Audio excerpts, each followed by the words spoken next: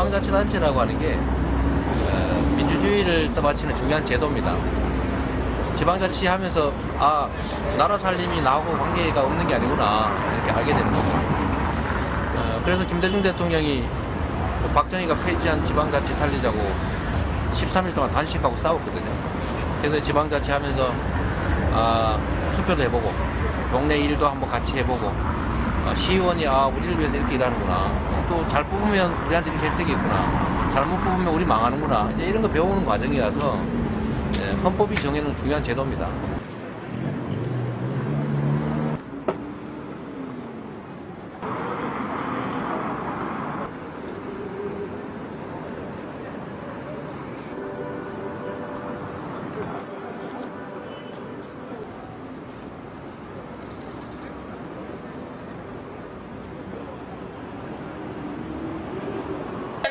내가 우리 시장이요. 그러니까 내가 지켜야지.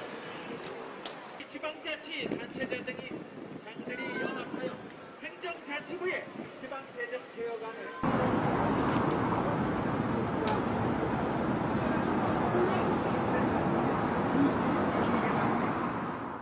단식 중인 이재명 시장 모시겠습니다.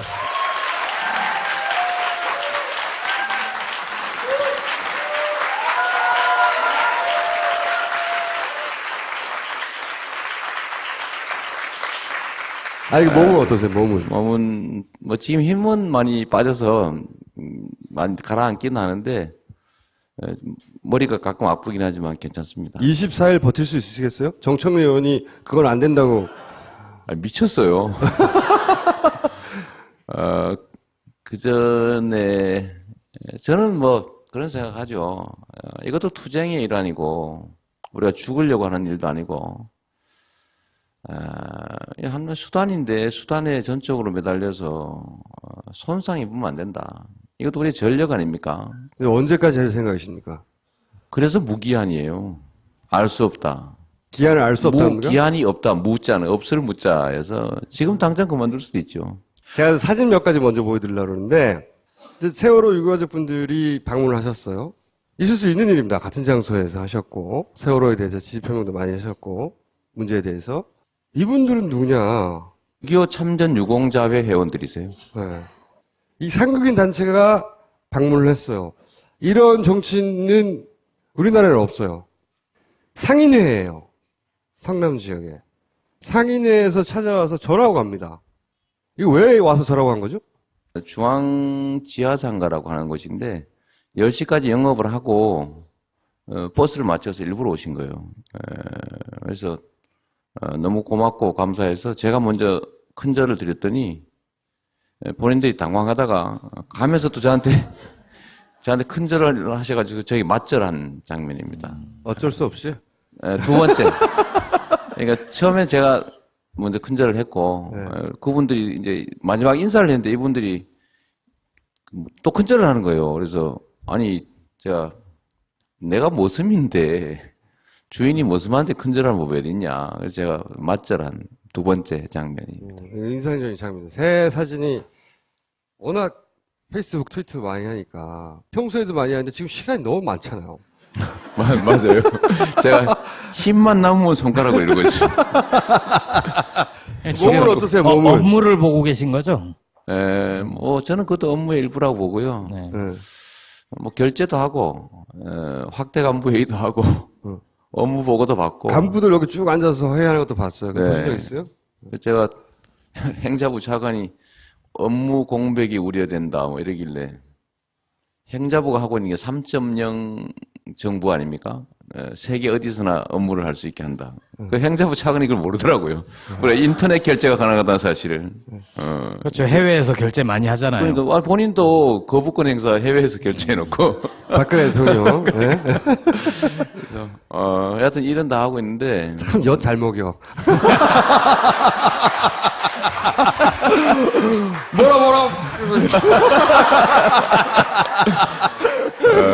제가 원래 대치기 전문가. 네. 이게 이제 정확히 뭐죠? 지방재정 개편안? 맞죠? 네, 지방재정 개편. 정부에서 이제 지방재정을 개편하겠다고 하면서 나서신 거예요. 우선 지방 재정을 어떻게 개편하겠다는 거고, 그렇게 되면 무슨 문제가 생기고, 교부세가 어떠니 뭐 복잡하게 얘기를 해가지고 아무도 못 알아들어요. 사실 이게 정부의 작전입니다. 복잡하게 해서 이해를 못하게 만드는 그렇죠. 거. 그래서 그런 다음에 관심을 못 두게 하는 거죠. 잘 모르는 상태에서는 스피커 큰 사람이 장땡이거든요. 네. 저놈이 저 부자도시 시장인데 목 부리는 거다. 돈 세금 돈 많이 거치는 지자체에서 돈 마음대로 쓴다. 네, 그런 지 거죠. 마음대로 한다. 이게 이제 컨셉인데 좀 가난한 도시 도와줘야 된다. 그렇죠. 말 그럴듯하잖아요. 내세운 명분은 그겁니다. 그렇죠. 돈 많이 거치는 데에서 걷어가지고 가난한 도시 좀 가난한 데 주자. 줘라. 네. 근데 여기에 중요한 게 하나 빠져 있어요. 왜 전국의 지방자치단체들이 필수 법정 경비를 조달하지 못할 만큼, 즉 정부가 보조금을 주지 않으면 즉각 부도날 수밖에 없는 상황이 됐느냐. 전국의 226개 기초단체 중에서 220개가 정부 보조 없으면 즉시 부도 상태입니다. 그렇다는 얘기는 공무원한테 급여도 못 준다는 거죠. 그렇죠. 급여도 못 주고 아무것도 못 하고. 여하튼 정부가 돈을 안 대주면 즉시 부도예요. 일단 국세 비중이 높은 거 아닌가요? 네, 그렇죠. 국세 비중이 높고 지방자치단체 일은 40%를 하는데 나란 일에 세금은 20%밖에 배정을 안 해준 거예요. 그러니까 맨날 재정 자립도가 50% 이하죠. 네. 그러니까 이 상태를 만들었는데 문제는 이 쥐꼬리만한 지방재정에서 자기들이 스스로 인정하는 4조 7천억을 뺏어갔어요. 어떻게 뺏어갔느냐. 기초연금 박근혜 대통령 공약인 국가사업이거든요. 그걸 지방자치단체에 떠넘긴 거예요. 작년까지만 해도 성남시가 기초연금의 40%를 냈습니다. 아무도 몰라요. 갑자기 어느 날 통보가 옵니다. 너 40% 내. 네. 찍소리 못하고 내는 거죠. 그게 약 4,500억 됩니다. 400억에서 500억. 올해는 좀 줄었는데도 400억이에요. 무상보육. 말은 정부가 하고 생색은 냈는데 성남시 보고 갑자기 떠넘겨가지고 저희가 130억씩 내고 있습니다. 그러니까 없는 사람이 성남만 그런 게 아니라 모든 자치단체가 그래요. 갑자기 떠넘겨요. 중앙정부에서 하기로 했던 일인데, 중앙정부가 내야 될 돈을 지방정부한테 니네가 내. 니네. 이렇게 떠넘기는 거죠. 이런 식으로 떠넘긴 게 4조 7천억이다. 4조 7천억 그러니까 잘 느낌이 안 오죠. 인구 1인당 10만 원. 그러니까 100만 도시는 1,000억, 50만 도시는 500억 이렇게 보면 됩니다. 하여튼 이걸 떼는 게 놓으니까 없는 살림에 더 나빠져서 손가락 빠는 상태가 된 거예요. 대신에 또 어떻게 하느냐. 이 부족분을 정부에서 또 대주는 거죠. 대주면서 코를 또 한 번 더 깨고. 그러니까 일단 뺏어가고, 뒤로 주면서 목을 죄고. 뺏어간 다음에 정부가 주고, 네, 부족하니. 왜냐하면 맨날 부족하니까. 이 애초부터 정부가 냈으면 될 걸. 뺏어간 다음에 정부가 주니까 정부가 안 주면 이제 꼼짝은 망하는 거죠, 또. 지자체들이 안 돌아가게 되니까 안 돌아가죠. 정부의 장악력이 굉장히 커지는 거군요. 그렇죠. 계속 이제 앞에서 빼고 뒤로 주면서 장악하고. 이렇게 돼서 현재 226개 중에 220개가 자체 비용으로는 즉각 부도나는 상태를 만든 거예요. 이게 뭐냐면 정부의 장악력을 높인 거거든요. 없는 살림에 4조 7천억을 뺏어갔는데 이걸 돌려주기로 약속도 했어요. 이분이 약속은 잘하시잖아. 네? 이것도 2014년에 약속을 했어요. 4조 7천억을 이렇게 저렇게 이렇게 해서 돌려주겠다. 이게 지방자치제도 자체를 뭉개뜨리는 거네요. 그렇죠. 이게 원래 지방자치제도라고 하는 건 매우 중요한 민주주의를 붙잡아치는 토대인데 이 원래 독재자들은 지방자치가 싫어요. 국민이 다양한 생각을 하는 게 싫어. 똑같이 생각을 해야 돼. 왜 딴 생각을 하는 거야 도대체. 말 잘 들어야 되는데. 맞아, 시키는 대로. 그러니까 교과서 국정화에서 사람들 생각을 통일시키자. 박정희가 한 일이거든요. 두 번째 한 일이 뭐냐면 지방자치를 통째로 없애버렸어요. 지방자치 제도가 예산과 권한의 독립이 핵심인데 이 두 가지를 통째로 없애버린 거죠. 앞으로 대한민국이 통일될 때까지 헌법에 그렇게 해놓고 없애버린 거예요. 그 전에 하고 있었거든요. 네. 근데 우리 박근혜 대통령도 역시 아버지의 DNA를 물려받았잖아요. 그러니까 이분이 한 게 뭐예요? 교과서 국정화. 교육 자치하고 있는데 교육 자치 제도를 폐지할 수는 없으니까 돈을 뺏는 겁니다. 알맹이를. 누리과정 떠넘겨서 마비시켜서. 그게 거의 다인데 그중에서 6개가 자체. 남아 있는 거죠. 그러니까 6개가 자체가 가능했다. 그렇게 뺏기고 그러니까, 나서도. 예, 거기는 이제 수도권의 대도시. 이유는 땅값하고 건물값이 비싸기 때문에 예. 취득세, 등록세를 많이 내는 거예요. 수원, 용인. 수원, 용인, 성남, 예. 화성, 고양.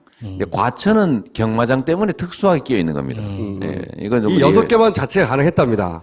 여기만 이렇게 막 뺏기고도 시민들이 내는 지방세가 많으니까 자체적으로 경비를 조달해, 법정 경비를 조달하는 거예요. 그러니까 정부가 보조금을 주지 않아요, 그 부분에. 그러니까 이재명 같은 사람이 말을 안 들어. 그렇지. 하지 말래도 하고, 하라면 안 하고. 시장님, 말을 달려들고. 그냥 안 듣는 게 아니고 졸라게 안 들어요. 그냥 안 듣는 게 아니야. 졸라게 안 들어. 졸라 안 들어, 맞아요. 그게 제 컨셉이에요. 말을 안 듣는 거. 왜냐하면 지방자치의 본질이 정부가 일률적으로 하는 일은 정부가 하면 되는 거예요. 똑같이 하는 거는. 그건 정부 일이지. 각 지역의 특색에 맞게 하는 일을 따로 하라고 지방자치 하는 거고, 그게 민주주의를 구성하는 중요한 토대라는 거죠.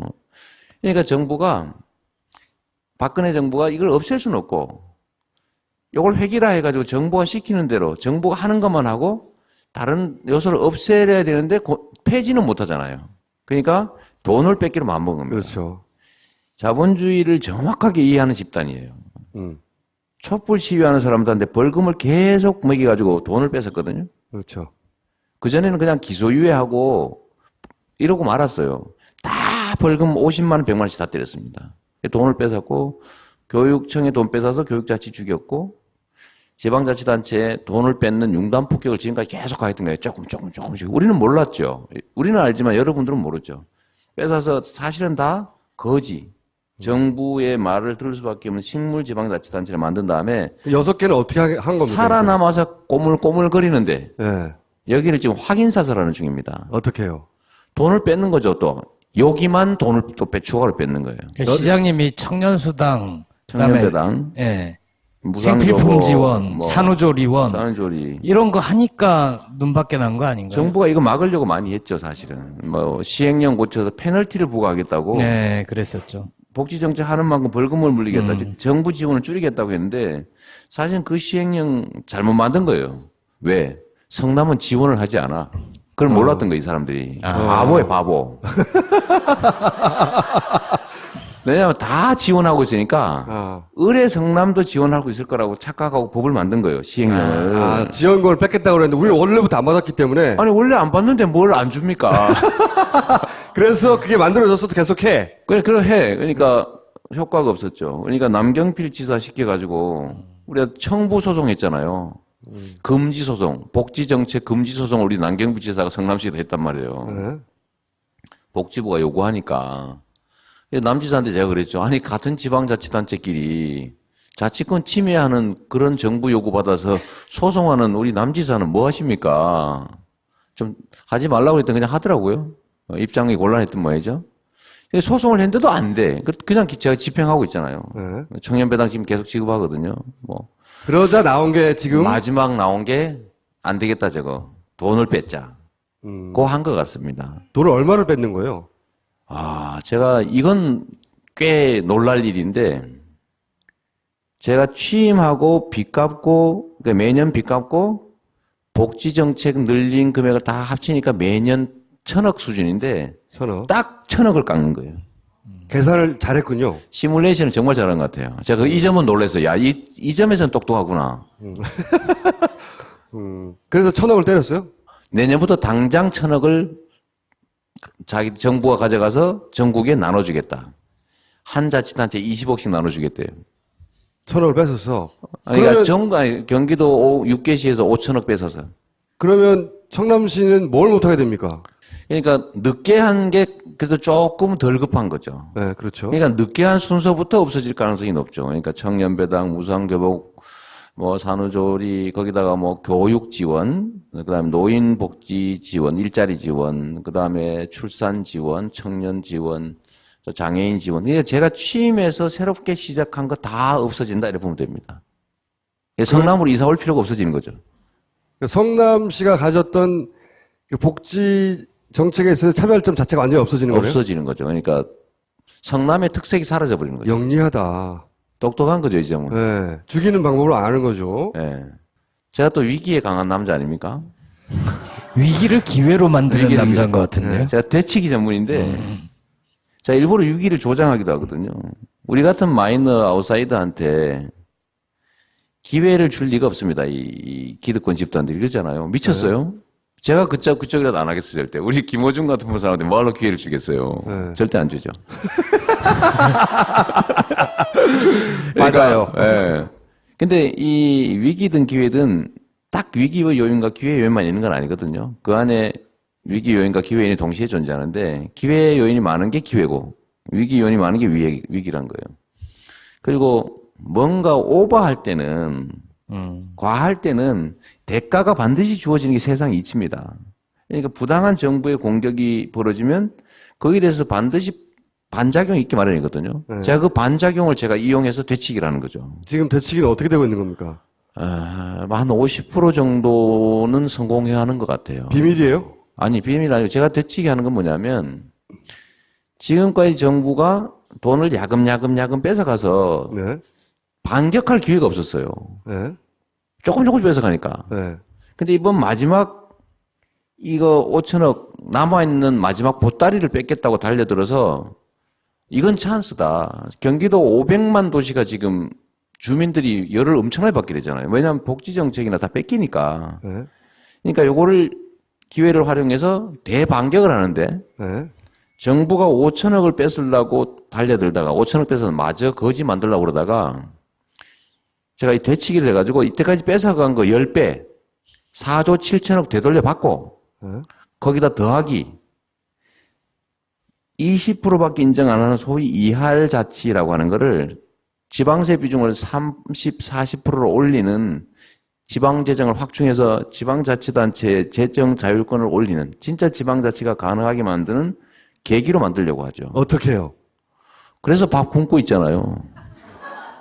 일단 정확하게 왜 하는지는 모르겠는데 이재명 시장이 뭔가 부당한 처사에 대해서 항의하면서 단식을 한다. 여기까지는 알렸어요.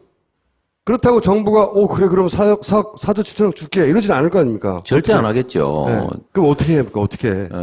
그런데 아이 궁금해. 부자도시 가난도시 프레임 초기에는 성공을 했어요. 그런데 이게 결국은 지방자치단체에 돈을 뺏는 거구나. 지방자치를 죽이는 거구나. 제가 맨날 악각거리니까 절대로 메이저 방송이나 뭐 보수 언론은 안 써주죠. 그렇죠. 여기는 하지 맨날 저거 돈 지키려고 그러는 저 부자도시 시장 목리 부린다. 네, 네. 이러지만 우리한테 뭐가 있습니까? 손가락이 돼, 손가락이. 우리 트위터, 페이스북, 카스, 인스타그램 뭐 많잖아, 그죠? 한겨레도 되게 열심히 쓰잖아요. 물론 한겨레, 경향 뭐 잘 써주죠. 마이, 프레시안 등등. 정말 고맙고. 근데 이게 역전이 조금씩 되는 거예요.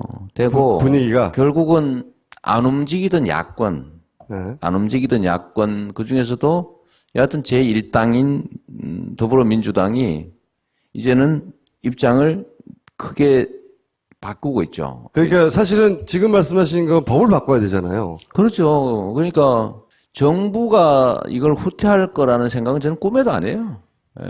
꿈에도 안 하고 제가 정부한테 이렇게 비공식적으로 얘기했어요. 공식적으로 안 만나주니까 트위터로 얘기한 거죠. 페이스북으로. 그게 무슨 비공식적입니까? 혼자 짜준 거지 그냥. 5천억 뺏으려다가 5조 원 뺏기는 꼴을 보여주겠다. 네. 남은 보따리 한 개 뺏으려다가 지금까지 뺏어간 집 되돌려주게 만들겠다. 지방자치 죽이려다가 지방자치를 근본적으로 되살리는 계기를 만들어주겠다. 제가 이렇게 얘기했거든요. 네. 포부는 근데 좋은데 어떻게? 결국은 지금 여소야대 아닙니까? 네. 여소야대고 야권이 여기에 입장을 통일해서 정부가 원래 재작년에 했던 약속 4조 7천억 돌려주기 위한 방법이 뭐냐면 지방교부세 비율을 19.24에서 20%로 올려준다. 네. 그러면 1조 3,500억. 지금 한 1조 5천억 될 거예요. 지방 소비세, 그러니까 부가세 중에서 지방에 넘겨주는 거. 그러니까 관련 요거를- 법안을 다 개정하는 건데. 그렇죠. 11%에서 16%로 올려주겠다. 약속을 했는데 이게 다 국회에서 입법으로 하면 되는 상황이에요. 법률 사항이다. 그러니까 국회에서 딱 두드리고 우리 약속하신 분이 약속을 지키기 어려우실지 모르니까 우리가 대신 지켜주겠습니다 하면 끝나는 거거든요. 그러면 민주당으로는 부족하고 국민의당도 사실 도와줘야 되잖아요. 국민의당 천정배 대표 또 당 정책위 수석 부의장하는 권인 의원, 행안위로 가기 때문에 이 업무를 담당합니다. 두 분도 만나서 대화를 했는데 국민의당도 이 지방 재정을 확충하는 거, 4조 7천억을 되돌려주는 거, 이거에는 동의한다. 왜냐하면 지방자치단체장들은 이걸 너무 절실한 거예요. 이 15억, 20억 나눈다니까 이 형네 그 살점 뜯어 먹는 건데 이걸 찬성 서명을 하는 군수가 있어요. 행자부가 하도 압박을 하니까 너 불이익 준다. 너 좀 더 줄게. 20억이 어디니? 이러니까 뜯어 먹자. 이 서명한 사람이 있단 말이에요. 군수들이. 그러니까 얼마나 가슴 아픈 일이에요. 근데 이 사람들한테 4조 7천억을 돌려주겠다. 그리고 앞으로 장기적으로 20% 지방세 비중을 30%로 올려주겠다. 50% 올려준다, 쉽게 말하면. 네. 40% 올려주겠다라고 하면 대만세고, 야당의. 새누리당 시장 뭐 군수들도 볼 것 다 없죠. 만세부를 일하는 거예요. 만세 부르죠. 그러니까 이렇게 하면 이걸 주장하는 정치 집단이 국민의 지지, 특히 지방의 시장, 군수, 구청장들 또는 그 지방 공무원들, 지방 정치인들한테 엄청난 환영을 받게 됩니다. 그래서 이거를 중앙정부가 5조 원을 쓰는 게 좋으냐, 지방정부가 5조 원을 쓰는 게 좋으냐. 제가 100% 화가 나는데 지방정부가 훨씬 효율적으로 돈을 씁니다. 그러니까 다 환영할 일이고 국가 자원도 효율적으로 쓰여지죠. 그러니까 국민의당도 최소한 반대는 안 할 겁니다. 그럼 국민의당이 혹시 이 공을 더민주가 다 가져갈까봐, 왜냐하면 더민주 소속이니까 주저할 수 있으니까 국민의당에 메시지 하나 보내주세요. 영상 메시지. 안철수 대표에게. 안철수 대표님이 여하튼 지방자치에 대해서 관심도 많으시잖아요. 예를 저한테 들면, 말고 안철수 대표에게. 그러니까 지방자치를 무공천해야 된다. 지방자치를 살리려면 지방의원 무공천 얘기를 하셨었죠. 그걸 막 사실 끝까지 관철하시려고 노력했고 저는 지방자치에 대한 이해가 깊은 분이라고 생각해요. 그래서 지방자치를 살리는 것이 대한민국의 민주주의를 살리는 것이고 지방자치를 살리는 것이 대한민국의 자치와 분권을 살리는 것이 어쨌든 국민의당이 정치적 입지를 강화하는 데도 크게 도움이 될 거다. 특히 지금 직접 피해를 입는 지역 주민이 500만 명입니다. 이 500만 명인데 전라도와 강원도 인구를 합친 인구가 똑같아요. 사람들이 이걸 잘 모르는데 전라남북도 강원도를 합친 인구가 같다고요. 그러니까 엄청난 사람들이 이해관계를 갖고 눈을 부릅뜨고 쳐다보고 있는 현안이니 이거를 잘 해결해주면 진짜 표 된다. 제가 이 얘기 꼭 드리고 싶어요. 아니, 표 됩니다, 대표님. 이렇게 말씀하셔요. 표 된다라고 말씀드리고 싶습니다. 지금 입장을 같이 하시는 분 중에 용인시장 같은 경우에는 새누리당이잖아요. 그렇죠. 이게 하도 황당한 정부 정책이라 사실은 용인시나 화성, 고양, 수원 이런데 뭐 과천 사실은 성남시 때문에 못된 놈 옆에 있다가 벼락 맞은 측면이 있거든요. 네. 그러니까 성남시 제 생각인데 성남시를 이거 아무것도 못하게 하자 이놈을 다 뺏자라고 한 게 딱 1,000억이에요. 근데 그 수준에 맞추다 보니까 수원이 더 뺏기는 거예요. 화성은 더블로 뺏겨요. 2,700억을 뺏겨요. 비율대로 하다 보니까. 그러니까 거기다 맞춰서 뺐다 보니까 그래서 화성, 고양, 과천은 당장 정부의 보조금이 없으면 필수 비용을 조달 못하는 즉 부도자치단체가 되는 거예요. 그리고 그 부족액만큼 뒤로 주겠다고 지금 회유를 하고 있어요. 회유했다는 거는 뭐 시장들이 나한테 한 얘기예요. 공개적으로도 한 얘기고. 시장이 와가지고 네, 그쪽 시장에 와서 뒤로 우리 화성시장 같은 경우는 최인석 시장은 그러는 거죠. 뒤로 와서 그러더래요. 2,700억이 뺏기지만 교부단체가 될 텐데 교부단체가 되면 거의 그만큼 도로 줄게 이러더래요. 그러면 그래서, 이거는 진짜로 이재명 죽이려고 하는 거네요? 네, 그 도로 줄게 그래서 화성시장이 보통 사람이 또 아니거든요. 그분이 맨날 소녀상 메고 전 세계를 다니면서 소녀상 만든 사람인데 그거 특이한 사람이에요. 저한테도 소녀상 만들러 세계를 일주하자 이런 사람인데 자매 기른 도시들한테 만드는 거예요. 근데 하여튼 그런 분인데 이분이 정부에 그렇게 요구한 거예요. 그러면 그걸 문서로 써라.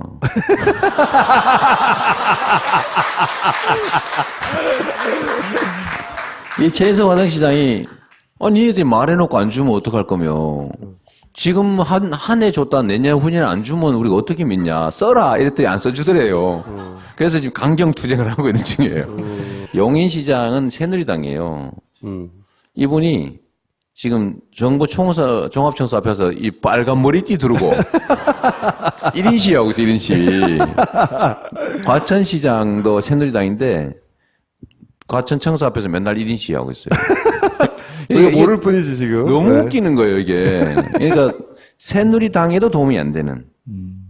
경기도 6대 도시 주민들은 죽으라고 싫어하는 이런 일을 누군가 하고 있는 거죠. 이재명 죽으라고. 그러니까 그런 것 같아요. 내가 보기에는요. 유승민을 죽도록 찍어내는 심사로 이재명 죽이기를 하고 있지 않나. 왜 이재명을 그렇게 죽이려 할까요? 제가 그 하고자 하는 사람 마음속에 안 들어가서는 직접은 모르겠는데 제 추측이죠. 이래야 책임을 면해. 제 추측인데 정부와 너무 딱 상반되는 거예요. 제가 우리 한겨레 신문에도 그런 표현을 썼는데 성남시가 정부의 거울 같아요. 거울아, 거울아, 이 세상에서 누가 제일 예쁘니? 딱 보니까 성남시가 딱 나오는 거야.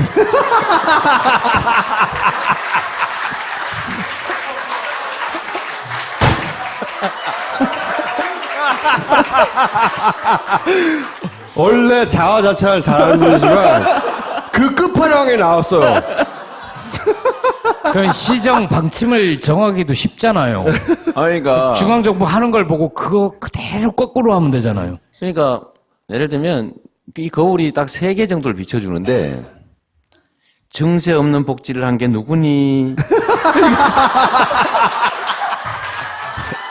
그러니까 딱 성남시가 나오는 거예요. 그 옆에 수원, 고양, 화성이 막 나와요. 딱 서 있어 이게. 전혀 다른 사람이 탁 나오는 거예요. 여기는 진짜 수천 원씩 갚았단 말이에요. 전에 새누리당 시장들이 다 막 수천 원씩 빚져놓은 거 지금 다 갚았잖아요. 근데 정부는 150조 빈 들렸잖아. 정부의 무능이 계속 드러나는 거죠. 드러나는 거죠. 지방자치단체는 증세를 할 수가 없으니까. 그런데도 빚 갚고 복지를 했단 말이에요. 네. 근데 정부는 꼼수 증세했잖아요. 그렇죠. 담배값도 올리고 막. 그다음에 올리고 뭐 그런데 복지는 줄이고 있단 말이에요. 복지 공약을 안 지킨 것 보면 기존에 있던 복지도 줄이고 있어요. 네. 그래서 빚 갚은 사람이 누구니 하니까 딴 사람 나오지. 증세 없는 복지한 사람이 누구니 그러니까 딴 사람 나오지. 말을 실수해가지고 복지 없는 증세한 사람이 누구니 그러니까 딱 자기 나온 거예요.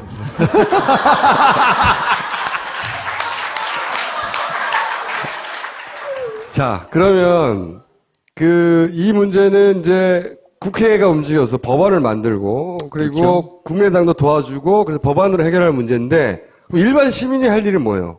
아니 끊임없이 알리는 거예요. 왜냐하면 우리가 안다고 해봐야 사실 얼마 안 됩니다. 그러니까 제가 첫 단식을 시작하고 한 2, 3일 되니까요. 저한테 비난이 막 쏟아지는 거. 우리 편한테서도. 그렇죠. 잘 모르니까. 모르니까 우리 편들이 또 쇼한다. 저 또 튀는구나. 아니 부자와 가난한 사람이 특히 무슨 좌파 운동권 쪽에 뭘 한다는 사람조차도 그런 얘기를 공개적으로 하더라고요. 너무 튄다 쟤 이런 거죠. 튄다. 아니 공평해야지. 세상에 강도당한 피해자끼리 공평하게 피해를 입으면 어떡합니까? 네. 강도가 1차로 쫙 훑고 그 중에 살아남은 대서권에 있는 데를 야, 막 반항하고 막 도로 내놓으라고 막 그러니까 야, 저거 뺏어줄게. 야, 가만히 있으라 그러니까 그거를 잘한다. 피해자끼리 나눠야지. 너 하루 3끼 먹는데 저기 뺏겨가지고 하루 1끼 먹는 거 너도 같이 뺏겨라. 그런 마음이죠. 저를 몰랐어도 그랬을 거예요 아마. 내가 보니 김호준 총수도 그랬을 가능성이 있는 것 같아. 초장에. 아니 초반에는 그런 생각을 하지 않았고 저 양반이 단식을 할 정도면 뭐 이슈가 있어요. 틀림없이. 그렇게 신뢰해요? 전략은 분명한 사람이거든요. 헛발질을 안 하는 사람이거든요. 그러니까 뭐가 있어. 네. 그러나 궁금하진 않아. 아니 근데 이 문제를 뭐와 등치시키는 사람들이 좀 있냐면 네. 강남구청이 우리 구에서 돈 많이 들어오는 거 우리만 쓸래 서울에 내기 싫어. 그래서 50%를 이제 시세로 전환한 거죠. 예, 예. 근데 제가 그걸 딱 예를 들면, 근데 우리 편도 그렇게 생각하는 사람이 많아요. 네. 서울시는, 박 시장님이 들으시면 섭섭할지 몰라도, 서울시는 성남시와 같은 시예요. 시죠. 다만 규모가 클 뿐이야. 네. 성남시에도 구청이 3개나 있습니다. 서울시도 시인데 구청이 25개 있는 거죠. 네. 크니까. 서울시의 구청들, 이거는 시정의 보조기관 개념입니다. 시나 행정은 시장과 군수가 하는 거예요. 도는 뭐냐? 도는 시장 군수들이 한 행정을 지원하는 곳이에요. 감독기관 같은 곳이에요. 네. 그러니까 우리나라 행정은 시장과 군수가 하는 거예요. 네. 성남시장과 서울시장 같은 시장이야. 네. 근데 같은 급이란 서울시가 거죠. 특별히 큰 시인 거죠. 네. 그래서 그 안에 있는 구청들은 하나의 구청에서 세금 많이 걷는다 그 동네 다 쓰면 안 되는 게 맞아요. 성남시도 분당구에서 걷는 재산세를 분당구에 다 쓰지 않아요.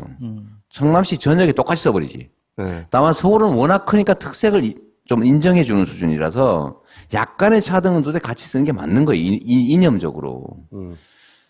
그럼 성남시가 지금 문제가 되는 지금 뺏어가겠다는 세금은 취득세, 등록세, 레저세, 면허세 이런 건데 이미 성남 시민이 내는 수원 시민, 화성 고양 시민이 내는 취득, 등록, 레저, 면허세의 55%를 경기도 전체에 내놓고 있어요, 이미. 이미 50%가 아니라 55%를 이미 내고 있다고요.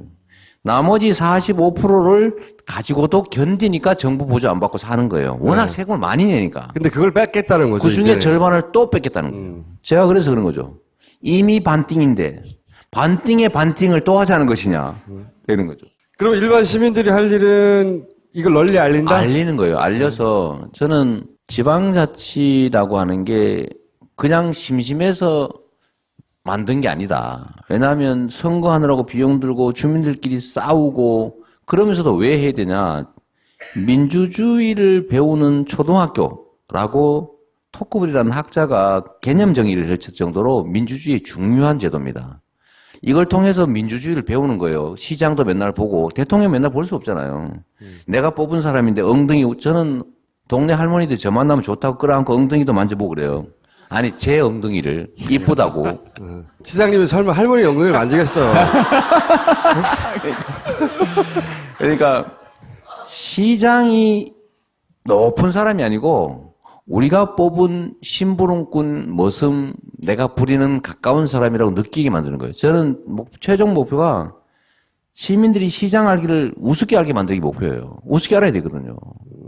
근데 이렇게 민주주의를 배우는 것인데 시장이 잘못되면 사람 잘 뽑으면 혜택이 있구나. 잘못 뽑으면 망하는구나. 이거를 체감을 할 수 있어요. 그래서 매우 중요한 제도이기 때문에 저 어떤 집단이 이걸 죽이려고 하는 거죠. 김대중 대통령은 13일 단식 농성에서 살렸죠. 그게 정권 교체의 뿌리가 된 거죠. 민주주의가 정착되고. 그러니까 이게 매우 중요한 제도인데 국민들 아직 느낌이 없어요. 잘 몰라. 맛을 안 봤으니까요. 그렇죠. 제대로 된 지방자치를 맛본 곳은 제가 보기에는 다는 아니고 초보적이나마 맛본 곳이 성남이에요. 그러니까 성남으로 이사 가자는 얘기 나오는 거죠. 제가 원래 PPL 잘하는 거 아시죠? 아니 그러니까 그 말은 맞아요. 제가 용인에 사는데 길 하나 건너면 성남이거든요. 가자고. 아니 근데 혜택이 많으니까 실제. 진짜 혜택이 많으니까요. 혜택이 그래서 많으니까. 그런데 지금도 여전히 모르는 사람들이 너무 많아서 많이 알리는 게 중요해요. 이 사태의 본질이 뭐냐. 중앙정부 특히 현 집권 세력의 지방자치를 고사시키기 위한 작전의 마지막 총공세다. 마지막 남아있는 숨통을 끊는 과정이다. 그러면서 동시에 네. 혹시 야권의 유력한 정치인으로 성장할지도 모르고 그리고 정부의 실정을 그대로 거울처럼 보여주는 이재명도 죽여버려야 되겠다. 네. 네. 그래서 이걸 알려주면 제가 부수입이 좀 생기겠죠. 그렇죠. 네, 부수입이 좀 있지. 인기도 좀 그 얘기는 올라가고. 못하겠고. 인기가 방금 올라가고. 얘기한 게 부수입인 거예요? 부수입이죠. 그러니까 이걸 많이 알리는 게 중요해요. 저는 이런 판단을 해라, 저런 판단을 해라, 나를 지지해라, 저쪽 지지하지 마라. 이런 얘기는 정말 무의미하다고 생각하는 사람이에요. 네. 사람들은 정보가 주어지면 자동으로 판단합니다. 정보를 전달해 줘야 돼요. 판단을 요구하면 안 돼.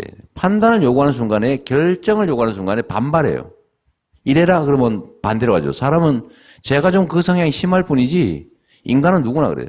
자의식이 있기 때문에. 시장님은 심한 게 아니고 극렬하죠. 곱하기 반 이 정도 되죠. 네. 어. 정보 하라면 절대 못 해. 절대 안 해. 저는 하라고 안 해. 하지 말라면 돼. 그런데 자, 그러면 많이 알려주는 게 진짜 중요하다. 이제 충분히 설명 들었죠. 네. 이해했어요, 사안은. 근데 이 지자체장은 3선이 끝이에요. 지금 현재 겨우 1선 반이라고요. 그러니까 3선까지 다 채웁니까? 재선 임기는 어쨌든 아직 2년이나 남았고 네. 제가 6년 동안 해온 일도 있는데 이제 앞으로 2년도 긴 세월이죠. 그때 가봐서 이번에 그 질문의 방향은 뻔한 건데 이번에 대선 후보나 이런 거로 나오는 건 아니죠?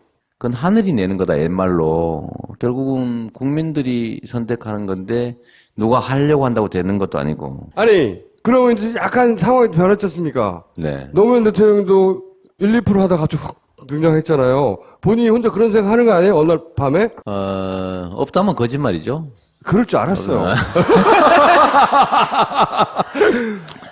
이때까지 말이에요. 제가 아시다시피 공장 노동자 출신인데 제가 계획해서 된 일이 한 번도 없어요. 내가 이거 해야지 이렇게 긴 목표를 세워서 성공한 일은 없고 그냥 그 처한 상황에서 죽으라고 뭘 하다 보니까 그냥 길이 생기더라고요. 또 생기면 그 길에서 최선을 다했고 대학 가고 사후시험 합격했고 그래서 마칠 때 그때 87년, 88년을 겪은 우리 세대랑 현장으로 가야 된다. 선배들이 꼬셔가지고 그래서 뭐 던지고 현장 가서 소위 노동인권운동 하다가 또 때가 돼서 시민운동 하다가 노무현 정부에서 정당 개혁하고 뭐 이래서 선거제도 개혁하고 해서 돈 안 들고 정치 권력을 장악할 수 있다면 뭐 하려고 바깥에서 생고생합니까? 그죠? 나쁜 짓 안 하고 할 수 있다면. 그래서 제가 딱 던지고 정치 입문했는데 물론 떨어지긴 했지만 그러나 결국 당선돼서 제가 시민운동 할 때 상근자 한 명에 연 예산 2,500만 원 가지고 그 난리치고 살았는데 지금 시장 되니까요. 상근제 휘하 직원만 5,000명에 예산이 명목 예산이 2조 4천억에 실제 집행 예산이 1조 6천억이에요. 그냥 제가 할 수 있는 걸 다 하고 있어요. 전 누가 뭐라 그래도 그냥 하거든요. 그러다가 뭐 미워하는 사람이 생겼지만 그냥 최선을 다하니까 뭔가 또 세상이 저한테 제시한 길이 또 생기잖아요.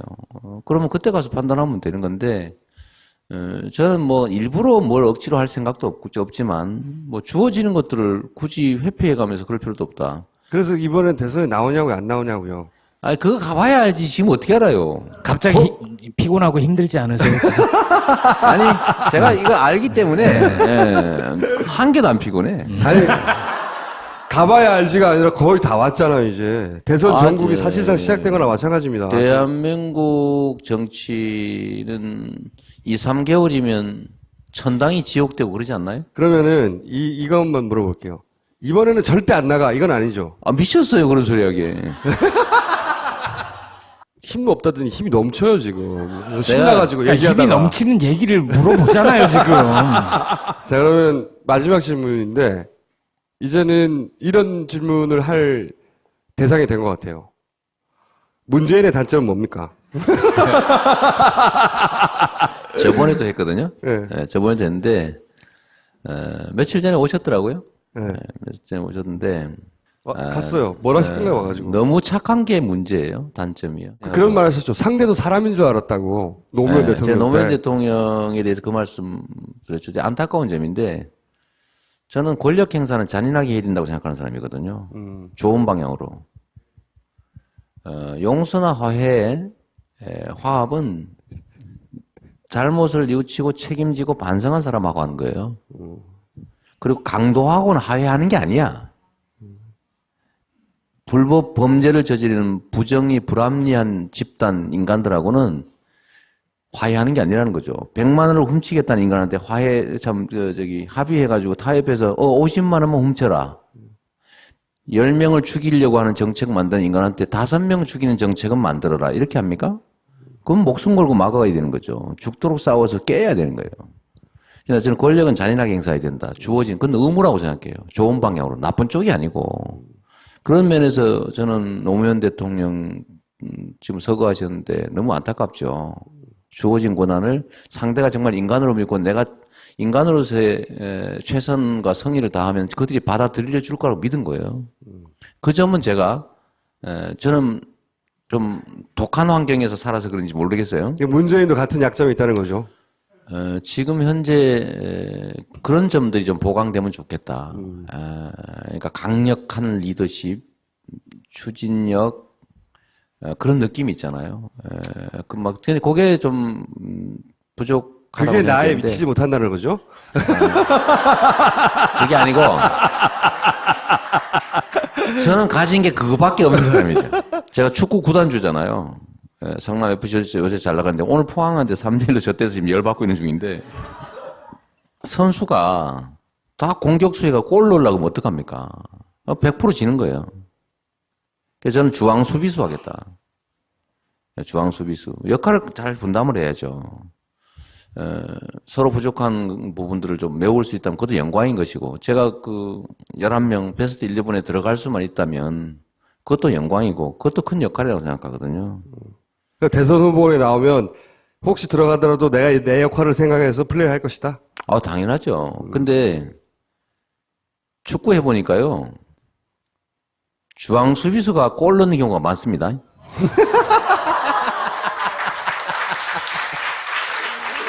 홍명보 같은 이게 뭐냐면 소위 세트 플레이라고 하는 게 있어요. 그러니까 이 세트 피스 상황에서 그 코너킥에 헤딩 슛 하기가 이 중앙 수비수가 제일 그렇죠. 능력 있는 거예요. 등치가 제일 그래서 좋으니까. 그래서 많이 넣어 실제로. 네. 그래서 저는 중앙 수비수 하려고. 근데 그런 기회가 잘 오지는 않지만 근데 역할은 어쨌든 저는 일단 중앙 수비수로 역할을 포지션을 잡다가 기회가 오면 내가 직접 골을 또 넣겠다. 가끔 세트피스 상황이 온다는 거죠. 그런 상황이 올 수도 있다는 거지. 그럴 때 내게 주어진 운명을 거부하지 않겠다. 그럼요. 그리고 버니 샌더스 사례에서 보는 것처럼 버니 샌더스가 이기려고 경선 나갔겠어요? 이기려고 나왔다고 하던데. 아니 말은 당연히 이래 하죠. 최선을 다하죠. 근데 저도 괜찮은 지점이 있어요. 그게 뭐냐면 버니 샌더스의 정책과 이념을 미국 국민한테 심은 거예요. 미국이 성공했잖아요. 99대 1의 사회다, 미국은. 이걸 정확하게 미국 사회에 던졌어요. 미국 사회는 버니 샌더스 때문에 이제 사회주의자라는 데 대한 비난을 할 수 없는 상황이 되어버렸습니다. 그러면 역할을 본인이 뭡니까? 민주사회주의자라고 그러잖아요. 그러니까 미국 사회의 문제를 정확하게 지적하고 거기에 개선점을 정확하게 제시한 거예요. 그것만으로도 그 버니 샌더스 자기 역할을 충분히 해낸 거죠. 그러니까 대선 경선 과정이라고 하는 게 누구를 뽑기 위한 막 서로 죽이고 막 쳐 죽이고 하나만 남는 그런 과정이 아니고 경선은 나간다는 얘기네요. 아니, 그럴 수 있다 그런 얘기죠. 그러니까 그런 의미도 사실은 있다 그게 과정이. 혹시 오늘 꼭 내가 이 얘기는 하고 가야 되는데 준비하는데 못한 거 있어요? 사실 단식 농성하면서 되게 불안하기 시작했어요. 우리 김호준 총수님 같은 경우는 저 사람이 분명히 뭔가 계산이 있어서 지는 싸움 잘 하는 사람 아니니까 뭐 하겠지라고 생각했다는데 저도 막연하게는 그렇게 생각했지만 사실은 되게 위험하게 불안하기 시작했습니다. 그렇죠. 굉장히 강수죠. 강수죠. 더 이상 할 게 없어요. 단식을 시작하면. 그래서 되게 불안했는데 초기에 일단 한 2, 3일 사이에 역시 그 비난이 쏟아지더라고요. 네. 집단 이기주의자, 부자 도시 목리. 네. 이번 기회에 아예 저 이재명 잘 됐다. 성남 지역을 대표하는 지역 정치인으로 매몰시키자. 이런 뭐 대대적인 공격이 벌어졌는데 제가 한 4, 5, 1, 6, 7, 8, 9 오늘 지나면서 보니까 결국은 제자리로 가더라고요. 근데 제자리로 가는데 거기에 힘은 결국 SNS였습니다. 물론 이렇게 우리 한겨레, 경향, 오마이, 프레시안 뭐 등등 죄송합니다만 어쨌든 마이너 언론이죠. 이런 데서 도와주고 그것들을 또 SNS를 통해서 광범위하게 퍼뜨려주는 그야말로 이 손가락 동지들, 손가락으로 이 동지들이 정말 위대하다. 또 국민들도 대단하다. 이번에 파파이스에 나오고 나서 확 달라질 거예요. 네, 물론 정말로 작은 실천. 우리가 정치는 누가 정보를 많이 전달하고 많이 장악하느냐로 결판 나는 거 아니에요. 그러니까 우리가 스스로 보수 언론이나 종편 뭐 이런 데 의존하지 않고 우리 스스로 주변에 많이 알리는 게 얼마나 큰 힘인지 국민들은 정말 바른 세상을 언제든지 받아들일 준비가 충분히 돼 있다는 사실을 제가 이번에 진짜 또 한 번 느꼈어요. 또 한 번의 자신감을 갖는 계기가 됐습니다. 오늘 여기까지 하겠습니다. 감사합니다. 감사합니다.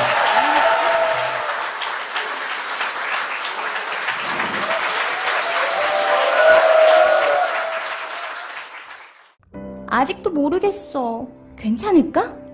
뭐가 고민이야. 그냥 자보면 되지. 어머, 미쳤어? 미치지 않았습니다. 2주간 실사용 후 불만족 시 환불 가능한 쇼앤 침대니까요. 딴지마켓 입점 2달째 반품률 0%를 자랑하는 이유 있는 만족도. 이젠 고민하지 마세요. 누워본 몸에게 물어보세요. 그래서 너무 고맙고 감사해서 제가 먼저 큰절을 드렸더니 본인들이 당황하다가 가면서 또 저한테 큰절을 하셔가지고 저희 맞절한 장면입니다. 어쩔 수 없이. 두 번째. 그러니까 처음에 제가 먼저 큰절을 했고 그분들이 이제 마지막 인사를 했는데 이분들이 또 큰절을 하는 거예요. 그래서 아니 내가 모슴인데 주인이 모슴한테 큰절을 하면 왜 됐냐. 그래서 제가 맞절한 두 번째 장면입니다. 인상적인 장면입니다. 새 사진이 워낙 페이스북, 트위터 많이 하니까 평소에도 많이 하는데 지금 시간이 너무 많잖아요. 맞아요. 제가 힘만 남으면 손가락을 이러고 있어요. 몸은 어떠세요, 몸은? 업무를 보고 계신 거죠? 뭐 저는 그것도 업무의 일부라고 보고요. 네. 뭐 결제도 하고 확대 간부 회의도 하고 업무 보고도 받고. 간부들 여기 쭉 앉아서 회의하는 것도 봤어요. 네. 보신 적 있어요? 제가 행자부 차관이 업무 공백이 우려된다 뭐 이러길래 행자부가 하고 있는 게 3.0 정부 아닙니까? 세계 어디서나 업무를 할 수 있게 한다. 그 행자부 차관이 그걸 모르더라고요. 그래 인터넷 결제가 가능하다는 사실을.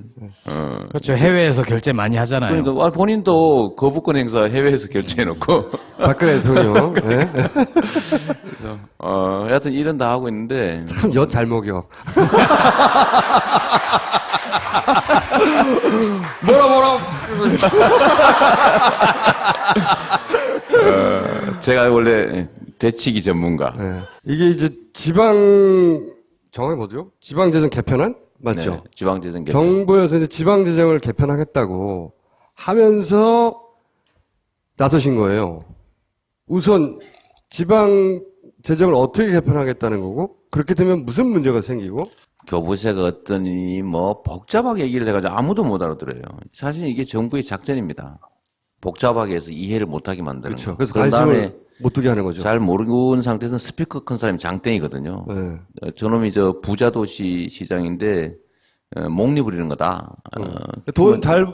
세금 많이 거치는 지자체에서 돈 마음대로 쓴다. 그런 지 거죠. 마음대로 한다. 이게 이제 컨셉인데 좀 가난한 도시 도와줘야 된다. 그렇죠. 말 그럴듯하잖아요. 내세운 명분은 그겁니다. 그렇죠. 돈 많이 거치는 데에서 걷어가지고 가난한 도시 좀 주자. 가난한 데 줘라. 네. 근데 여기에 중요한 게 하나 빠져 있어요. 왜 전국의 지방자치단체들이 필수 법정 경비를 조달하지 못할 만큼, 즉 정부가 보조금을 주지 않으면 즉각 부도날 수밖에 없는 상황이 됐느냐. 전국의 226개 기초단체 중에서 220개가 정부 보조 없으면 즉시 부도 상태입니다.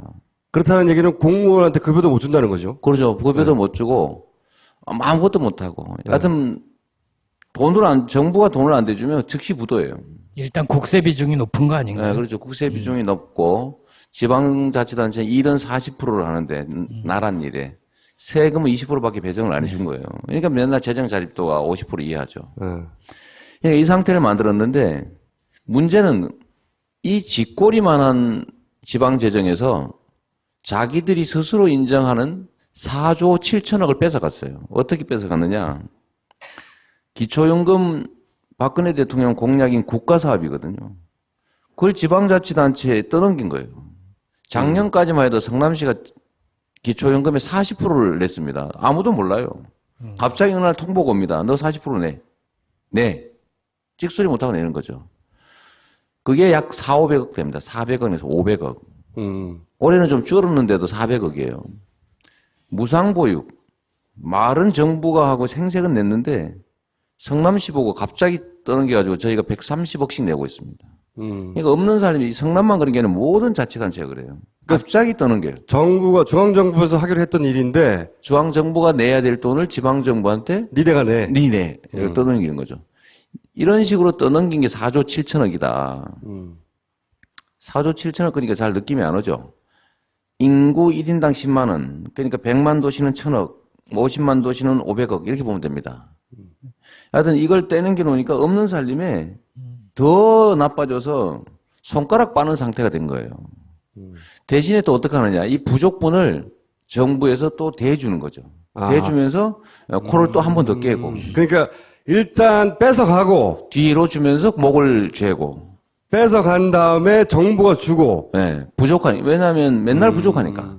이 애초부터 정부가 냈으면 될 걸 뺏어간 다음에 정부가 주니까 정부가 안 주면 이제 꼼짝은 망하는 거죠 또. 지방자치제 그 지자체들이 안 돌아가게 되니까 안 돌아가죠. 정부의 장악력이 굉장히 커지는 거군요. 그렇죠. 계속 이제 앞에서 빼고 뒤로 주면서 장악하고 이렇게 돼서 현재 226개 중에 220개가 자체 비용으로는 즉각 부도나는 상태를 만든 거예요. 이게 뭐냐면 정부의 장악력을 높인 거거든요.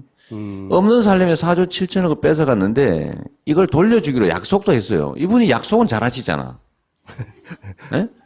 이것도 2014년에 약속을 했어요. 4조 7천억을 이렇게 저렇게 이렇게 해서 돌려주겠다. 이게 지방자치제도 자체를 뭉개뜨리는 거네요. 그렇죠. 이게 원래 지방자치제도라고 하는 건 매우 중요한 민주주의를 바치는 토대인데 이 원래 독재자들은 지방자치가 싫어요. 국민이 다양한 생각을 하는 게 싫어. 똑같이 생각을 해야 돼. 왜 딴 생각을 하는 거야 도대체. 말 잘 들어야 되는데. 말 잘 들어야 되는데 시키는 대로 되는 거예요. 시장님이 청년수당, 청년배당, 예, 무상교복, 생필품 지원, 뭐, 산후조리원 산후조리. 이런 거 하니까 눈밖에 난 거 아닌가요? 정부가 이거 막으려고 많이 했죠, 사실은. 뭐 시행령 고쳐서 페널티를 부과하겠다고. 네, 그랬었죠. 복지정책 하는 만큼 벌금을 물리겠다. 즉 정부 지원을 줄이겠다고 했는데 사실 그 시행령 잘못 만든 거예요.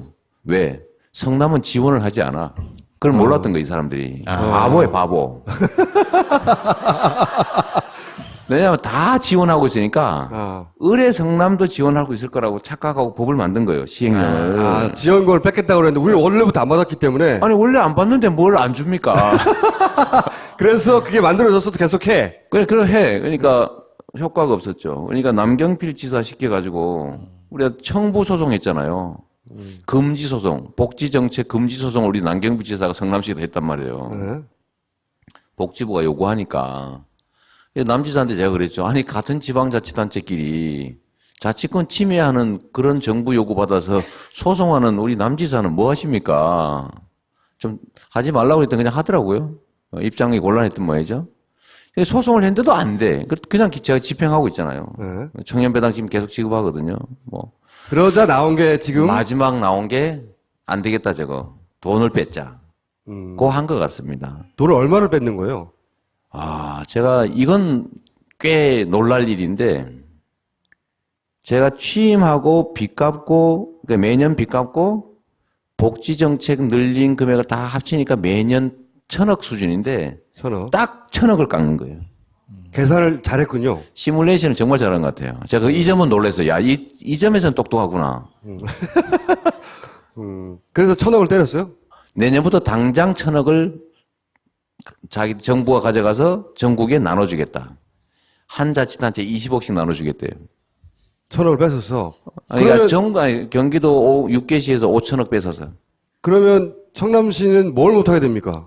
그러니까 늦게 한 게 그래도 조금 덜 급한 거죠. 네, 그렇죠. 그러니까 늦게 한 순서부터 없어질 가능성이 높죠. 그러니까 청년배당, 무상교복, 뭐 산후조리, 거기다가 뭐 교육 지원, 그다음에 노인복지 지원, 일자리 지원, 그다음에 출산 지원, 청년 지원, 또 장애인 지원. 그러니까 제가 취임해서 새롭게 시작한 거 다 없어진다 이렇게 보면 됩니다. 성남으로 이사 올 필요가 없어지는 거죠. 성남시가 가졌던 그 복지 정책에 있어서 차별점 자체가 완전히 없어지는 거예요? 없어지는 거죠. 그러니까 성남의 특색이 사라져 버리는 거죠. 영리하다. 똑똑한 거죠, 이 점은. 네. 죽이는 방법을 아는 거죠. 예. 제가 또 위기에 강한 남자 아닙니까? 위기를 기회로 만드는 위기를 남자인 것 기회로. 같은데요. 제가 되치기 전문인데, 제가 일부러 위기를 조장하기도 하거든요. 우리 같은 그러니까 교과서 국정화에서 사람들 생각을 통일시키자. 박정희가 한 일이거든요. 두 번째 한 일이 뭐냐면, 지방자치를 통째로 없애버렸어요. 지방자치 제도가 예산과 권한의 독립이 핵심인데, 이 두 가지를 통째로 없애버린 거죠. 앞으로 대한민국이 통일될 때까지 헌법에 그렇게 놓고 없애버린 거예요. 그 전에 하고 있었거든요. 네. 근데 우리 박근혜 대통령도 역시 아버지의 DNA를 물려받았잖아요. 그러니까 이분이 한 게 뭐예요? 교과서 국정화. 교육 자치하고 있는데 교육 자치 제도를 폐지할 수는 없으니까 돈을 뺏는 겁니다. 알맹이를. 누리과정 떠넘겨서 마비시켜서. 그게 거의 다인데 그 중에서 6개가 자체 남아 있는 거죠. 그러니까 6개가 자체가 가능했다. 그렇게 뺏기고 그러니까, 나서도. 예, 거기는 이제 수도권의 대도시. 이유는 땅값하고 건물값이 비싸기 때문에 예. 취득세, 등록세를 많이 내는 거예요. 수원, 용인. 수원, 용인, 성남, 예. 화성, 고양. 과천은 경마장 때문에 특수하게 끼어 있는 겁니다. 예, 이건 이 6개만 자체가 가능했답니다. 여기만 이렇게 막 뺏기고도 시민들이 내는 지방세가 많으니까 자체적으로 경비를 조달, 법정 경비를 조달하는 거예요. 그러니까 정부가 보조금을 주지 않아요, 그 부분에. 그러니까 이재명 같은 사람이 말을 안 들어. 그렇지. 하지 말래도 하고, 하라면 안 하고. 시장님, 말을 달려들고. 그냥 안 듣는 게 아니고 졸라게 안 들어요. 그냥 안 듣는 게 아니야. 졸라게 안 들어. 졸라 안 들어, 맞아요. 그게 제 컨셉이에요. 말을 안 듣는 거. 왜냐하면 지방자치의 본질이 정부가 일률적으로 하는 일은 정부가 하면 되는 거예요. 똑같이 하는 거는. 그건 정부 일이지. 각 지역의 특색에 맞게 하는 일을 따로 하라고 지방자치 하는 거고, 그게 민주주의를 구성하는 중요한 토대라는 거죠. 그러니까 박근혜 정부가 이걸 없앨 수는 없고, 이걸 획일화 해가지고 정부가 시키는 대로 정부가 하는 것만 하고, 다른 요소를 없애야 되는데 폐지는 못 하잖아요. 그러니까 돈을 뺏기로 마음먹은 겁니다. 그렇죠. 자본주의를 정확하게 이해하는 집단이에요. 촛불 시위하는 사람들한테 벌금을 계속 매겨가지고 돈을 뺏었거든요. 그렇죠. 그전에는 그냥 기소유예하고 이러고 말았어요. 다 벌금 50만 원, 100만 원씩 다 때렸습니다. 돈을 뺏었고, 교육청에 돈 뺏어서 교육자치 죽였고, 지방자치단체에 돈을 뺏는 융단 폭격을 지금까지 계속 가했던 거예요. 조금씩. 우리는 몰랐죠. 우리는 알지만 여러분들은 모르죠. 뺏어서 사실은 다 거지. 정부의 말을 들을 수밖에 없는 식물지방자치단체를 만든 다음에 6개는 어떻게 한 겁니까? 살아남아서 꼬물꼬물거리는데 네. 여기를 지금 확인사살하는 중입니다. 어떻게 해요? 돈을 뺏는 거죠. 또 여기만 돈을 또 추가로 뺏. 지방자치단체라고 하는 게 민주주의를 떠받치는 중요한 제도입니다. 지방자치 하면서 나라 살림이 나하고 관계가 없는 게 아니구나 이렇게 알게 되는 거죠. 그래서 김대중 대통령이 박정희가 폐지한 지방자치 살리자고 13일 동안 단식하고 싸웠거든요. 그래서 지방자치 하면서 투표도 해보고 동네 일도 한번 같이 해보고 시의원이 우리를 위해서 이렇게 일하는구나, 또 잘 뽑으면 우리한테 이렇게 혜택이 있구나, 잘못 뽑으면 우리 망하는구나, 이제 이런 거 배우는 과정이라서 헌법이 정해놓은 중요한 제도입니다.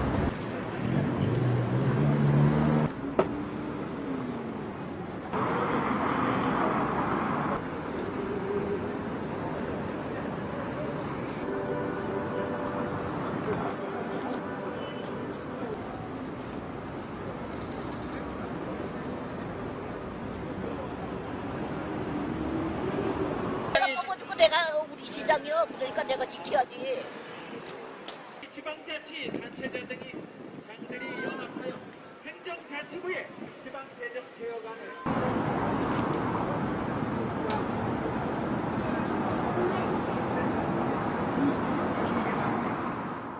단식 중인 이재명 시장 모시겠습니다.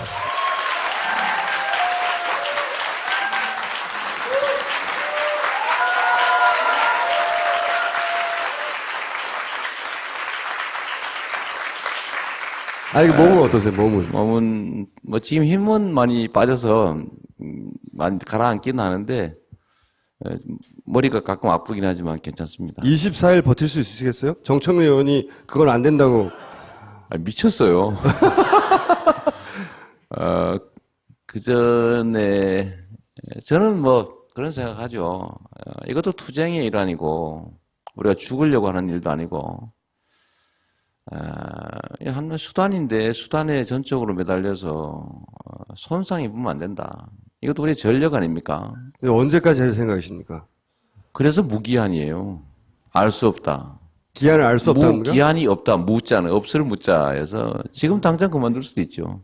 제가 사진 몇 가지 먼저 보여드리려고 그러는데, 이제 세월호 유가족 분들이 방문을 하셨어요. 있을 수 있는 일입니다. 같은 장소에서 하셨고, 세월호에 대해서 지지표명도 많이 하셨고, 문제에 대해서. 이분들은 누구냐? 6.25 참전 유공자회 회원들이세요. 네. 이 상극인 단체가 방문을 했어요. 이런 정치는 우리나라에는 없어요. 상인회예요. 성남 지역에. 상인회에서 찾아와서 절하고 갑니다. 이거 왜 와서 절하고 간 거죠? 중앙 지하상가라고 하는 곳인데 10시까지 영업을 하고 버스를 맞춰서 일부러 오신 거예요.